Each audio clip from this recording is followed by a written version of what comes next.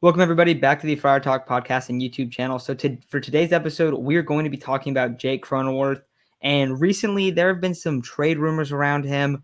Now, not anything like real, like really mostly just speculation and people on Twitter discussing the idea of trading him. So today, we're going to come and we're going to put these rumors or discussions to rest in this one because none of us think it's a smart idea at all to move a guy like Jake Cronenworth. When you have a player that's an all-star and is very cheap, has control, is the heart and soul of the team, to us, it just doesn't seem like the move. So, Isaac, you want to talk about why you just don't think that it would be smart to trade Jake Cronenworth away? All right. I don't even want to talk numbers. I just want to talk common sense.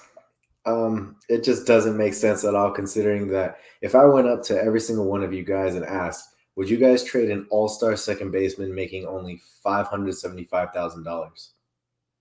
I would hope that 100% of you guys would say no. But I mean, just taking it into consideration, you guys want to. I've seen a lot of people want to trade him for Matt Olson. That doesn't make sense considering that Matt Olson and Jake Cronenworth kind of had the same. I'm pretty sure maybe not the same WAR, but similar WAR. And Jake Cronenworth is a lot cheaper. Still plays fantastic defense. And is just one of the heart and souls of the Padres right now, a fan favorite, absolutely. So really hard to want to trade someone. And remember, for anyone who's been listening to us for a long time, we had given him the name Cronin God as the first. That was like his first nickname for us. And he's lived up to the billing significantly. He's been fantastic ever since. And I saw something in terms of WAR. He's been almost as valuable as Mookie Betts, I believe. I mean, don't take that as a fact. So, if that's wrong, I'm sorry. Don't come at me in the comments. But, if that is true, then you can't want to trade a player like that that's making less than $1 million and is going to be arbitration eligible for the next couple of years of control. You don't want to trade him for a guy with only 2 more years of control. And, quite frankly, if you want to give him, Matt Olson a contract extension, it's going to be a lot more pricey than a Jake Cronenworth contract extension, in my opinion. So let's just stop talking about that. Let's just stop giving attention to the people. I mean, I know we are right now, but it's just because we wanted to talk about it. We see people talking about it. Let's just not give any more attention to those talks because they just need to be put to rest. It's not realistic to trade somebody like Jake Cronenworth. 100%. You need to take those rumors, dig 6 feet deep, dig another 6 feet, then dig another 20, put them down there. Just pray to God no one ever digs them up again because it's just ridiculous. Like, yes, Matt Olson's a great player. Yes, you finally can get rid of Hosmer at first base, but you're getting rid of your all-star second baseman, your Gold Glove guy. He's a clutch hitter. He's a great lefty. Olson's a great lefty, plays first base. You don't have to play great defense to be a good first baseman.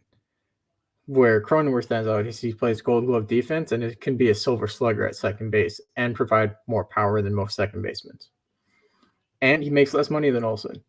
From an ownership standpoint, why would I trade a cheap second baseman for a more expensive first baseman when I get the same production out of both? It doesn't make sense. I mean, yes, Matt Olson is a great player, and we all want to get rid of Eric Hosmer, especially me. I've been, one of the biggest Eric Hosmer haters and the advocates to get him off this team. If I have to see him, miss another pick, I think I might lose my mind. But you just can't get rid of Jake Cronenworth, man. We've already gotten rid of the heart and the soul once, and look what that did to us, man. We fell after that. The Franmil Reyes trade hurt me, and it hurt the Padres. You can't trade Jake Cronenworth like that. I'm also totally with you guys. Going back to what you said about Mookie Betts, Isaac. So last year, Cronenworth had a higher WAR, but over their last 2 seasons, Mookie has like 1.2 more, 1.3 more WAR than him. So it's pretty close.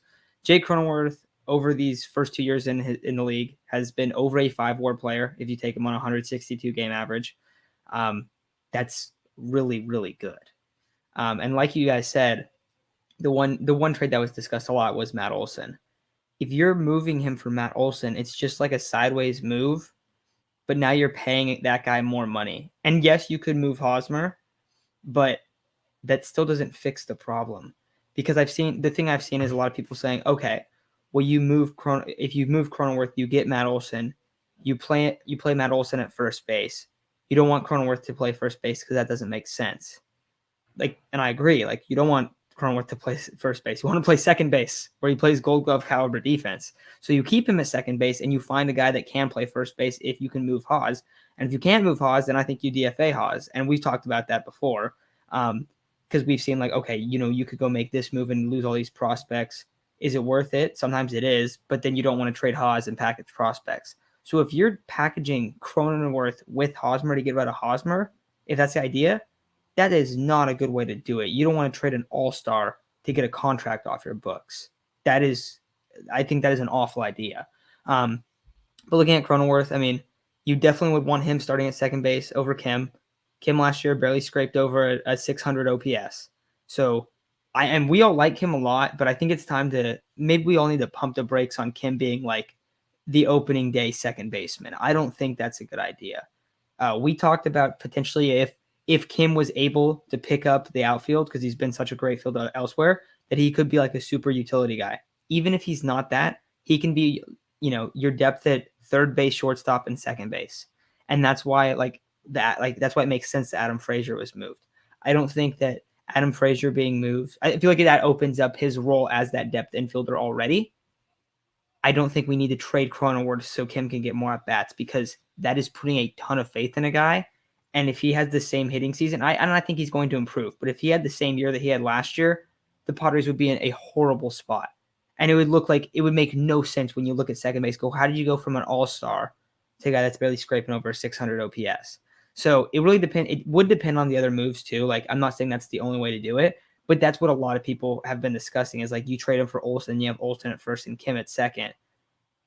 I still don't love it. I really don't. So, and I guess you get more WAR out of it, but that's a much more expensive infield than if Cronenworth is a part of that infield too. So I think it's a hard no from me. Also, he's like the heart and soul outside of Tatis of this team. So, I mean, everyone gets super pumped for Jake Cronenworth. He's been amazing in his time in San Diego.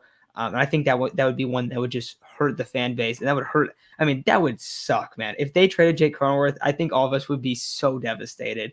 Chase, you brought up Franmil Reyes. I feel like it'd be the same thing. But when we lost to Franmil, it kind of felt like, oh, wow, like that was the guy. And then it still feels like that's one where it's like, damn, man, I really wish we had that one back. So, yeah, hard no from me. But anything else you guys want to add?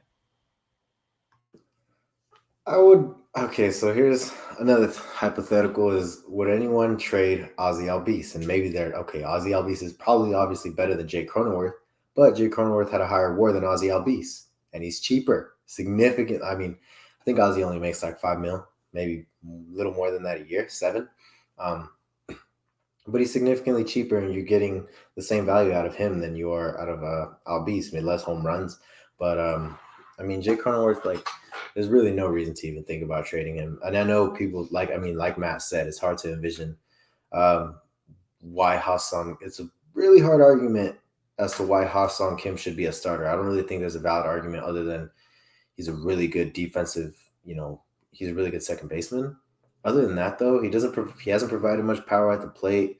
Only a 600, like barely scraped over 600 OPS, like Matt said. So, I mean, we just got to be patient with that one. I do think he's going to be a solid player down the road, but he's still in that developmental phase. He's kind of like a prospect, but in the bigs since something in his contract where he can't go down to the minors. So he still needs a lot more at bats. So the glove is there, but the bat is not.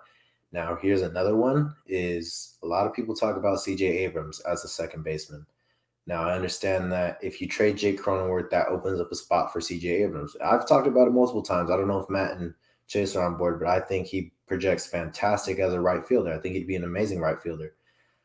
So I guess you could talk about him playing second, but you're going to trade somebody who's already proven, who's already been an all-star, who can play first and bat anywhere in the order and be just as productive as a leadoff as he is as an eighth hitter, a ninth hitter, whatever it is, for something that's not exactly proven. And of course, I think CJ Abrams is going to be a star, but that's not a certainty the way that Jake Cronenworth is right now. So, I mean, I don't know where all of this talks came from. I'm glad, for anyone that read that Athletic article where Dennis Lin basically put it to rest. I'm glad he put that to rest also.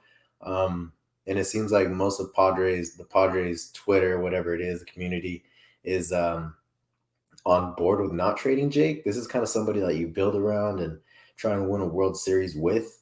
Not only that, him being so cheap extends your window by a couple years in a really a small market team where we need ha-seong, Cronenworth, Abrams, Gore. We need them all to be stars so that way the window can be extended.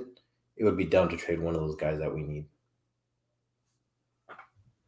Yeah, then I know Matt was mentioning, if you trade for Olson or if you trade to get that first baseman because you don't want to put Cronenworth at first, we have a couple guys that can play first base better than Eric Hosmer. You have Will Myers, Gold Glove candidate in 2016. You can argue that his defense was worse in 2017, but he was coming off, a nagging left wrist injury to his glove hand. He had the bone spur surgery in his elbow. He had multiple injuries that year that could have affected his defense. And if you don't want to go that route, you have your utility guy in Profar, who's a switch hitter. He walks a lot. He's played pretty good first base. You have multiple guys that can play first base on this team already, better than Eric Hosmer can defensively. Offensively, Myers is probably the best of those three. Then, Profar, he started to heat up after his whole, got over his injuries, and then we saw what he did in 2020. So he's still kind of a question mark whether or not he can fit in that first base role. But you can keep Cronenworth and still trade Hosmer and keep Cronenworth at second. C.J. Abrams still probably at least half a year to a year away from being in the bigs. You can fill that question mark later. And like Isaac said, C.J. Abrams can be a great right fielder. You move Myers to first, and then you move Abrams to right. Instantly, the infield and outfield get better defensively and offensively. And I think you just maximize the lineup the best way that you could. Trading Cronenworth is not the way. Yeah. All right. We had to defend our guy on this one. And like Isaac said, we don't want to talk about trading Jake Cronenworth anymore, but we've been huge fans of Jake Cronenworth. So when we saw these rumors, we had to speak up to defend our guy over here. And then final thing I'll add is, Isaac, over the last 2 years, Albies has more home runs, but Cronenworth, you're probably going to have him be the better player. Like if you just look at like he has more WAR, probably has a better slash line. Like I'm going to take Cronenworth over these last 2 years. Does that mean that he's necessarily better moving forward? I don't know. I think Ozzy Albies is a great player, so it's kind of a tough one. But last 2 years, got to give the nod to Jake Cronenworth. But that's going to do it for today's episode. We just wanted to talk about these Twitter rumors of trading our guy. So if Jake Cronenworth is watching this, we're big advocates of not moving you. All right, guys, we'll talk to you tomorrow. See ya.